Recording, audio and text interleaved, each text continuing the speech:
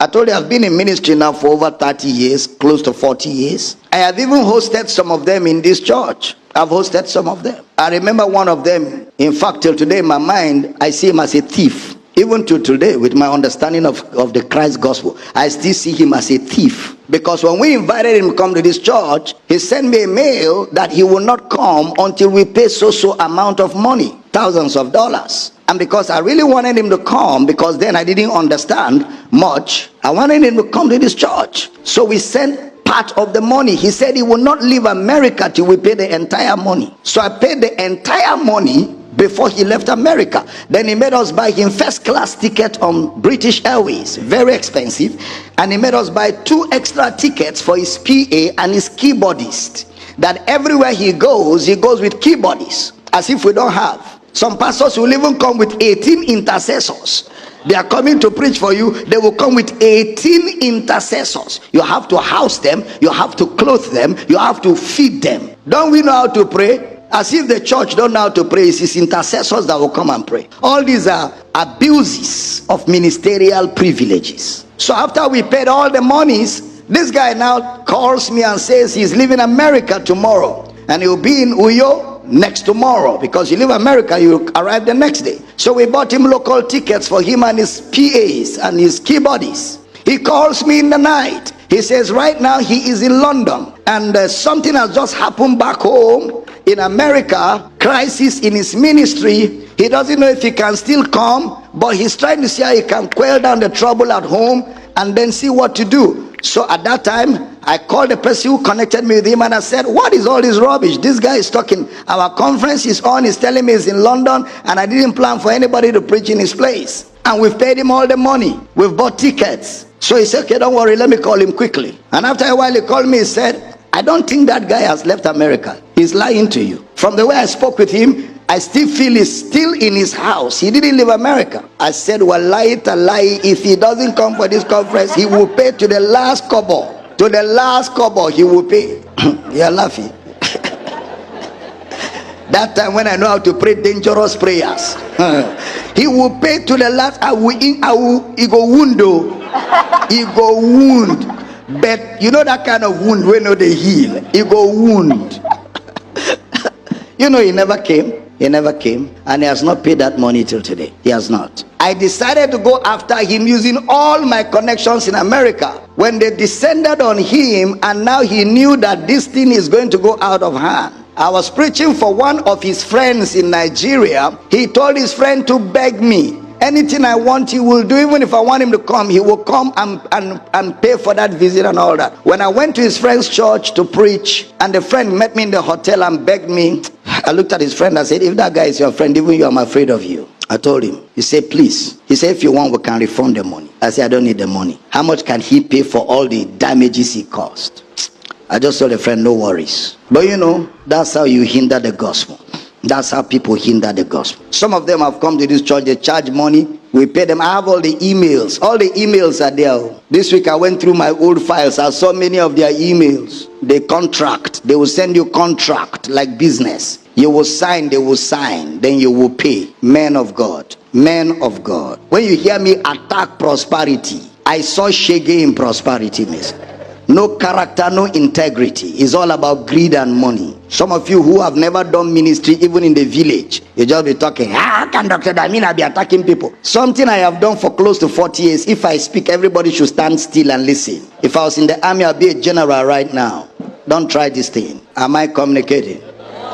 And some of them have PAs who do these dirty jobs for them. Some of them have agencies. Say, speak to my agent. They have agencies. Deposit $50,000 and you will balance once the event is over.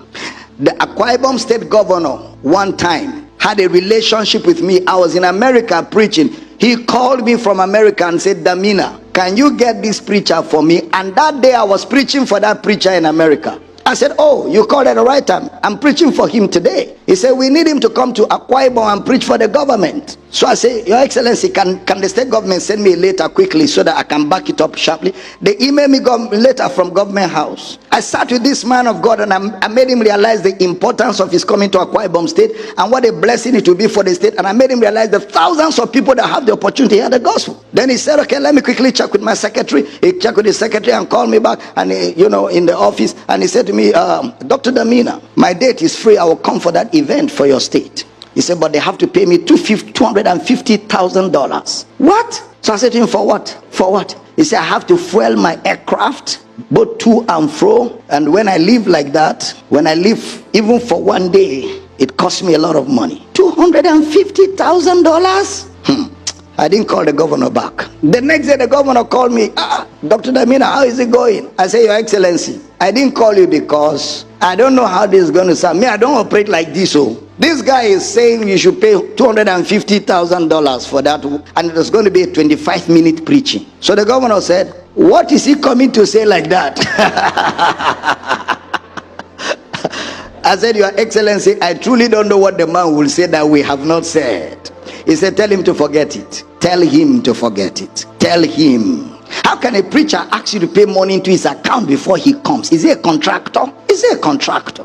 I know of another preacher who came to Nigeria here, and the reason why I share these stories is not to make them look bad. It's to make you not behave like that tomorrow. That's all. Bible says we learn from those who have gone before us. We learn from those who through faith and patience obtain the promise. And we also learn from those who behave like that, how not to behave. Am I teaching here?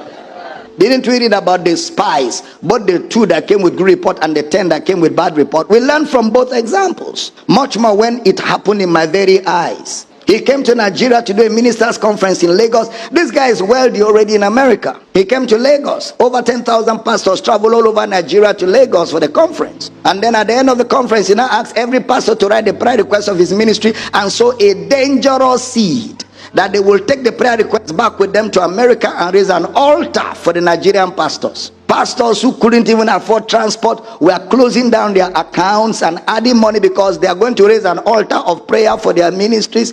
The pastors gave and gave. The money was too much. How did I know that? One of his main staff, his direct assistant, is my friend who resigned from his ministry after that conference. So I asked my friend, why did you resign from this global ministry? He said to me, Dr. Damina, I couldn't stomach the evil that happened. How can we come to a place like Nigeria? Before we came, we raised money all over America. We went to churches. We are going to Africa for outreach, support. Churches raise money in hundreds of thousands of dollars and gave to us. So we didn't have any need for money. We had more than enough. We've been overpaid by American churches. Then we now came and these pastors traveled. Some of them you see their shoes. Some of them you see their suit. You want to cry. And this man stood before them with deceptive tears in his eyes. He was crying that the Lord told him if they would just give sacrificially, and attach it to their prayer request, God is going to move in their ministries like they've never seen before. And he just massage and deceive them. And pastors started closing their accounts and brought monies. He said money, 10,000 pastors. He said what broke his heart was that night when they got to the hotel, they removed all the prayer requests, burnt it with fire, carried the money, put in their plane and flew. He said he told him in the aircraft, you are more wicked than Satan. I will no more work with your ministry. If I had my way, I would drop off this jet and look for a plane to go back home. That was the end of. He said, looked at him and he said, leave me and Jesus to deal with that. When money enters your heart, when the love of money enters a man's heart, the way he does ministry, even Jesus is surprised. Am I teaching? I said, am I teaching? If such people pray and say in Jesus' name, I will not say amen. I have rejected such relationships. I have rejected such friendships. I have turned down such relationships in my life, time and after time again. If money was my pursuit in ministry by now, I would have not been living in Akwa Ibom. And I'm not joking. I would have had a private jet by now. I would have been living maybe in America or the UK or Europe. And I would have been flying my jet because that's my pursuit. I would have gotten it. Because the people I was hanging around, all of them have jets. But that's not what I was. Okay, so after the jet and all that, what next? After all of that, what next? What's the value of life? What's the value of life? I keep away from them totally with my life. I don't even listen to their preachings, because such people, they have dangerous influence. If you hang around them, they influence you even from afar. He said, you don't make a charge, so the gospel is not hindered. The truth of the matter is, once you make a charge, it takes away the ministry from what it is. Once you make a charge, it takes away the ministry from what it is.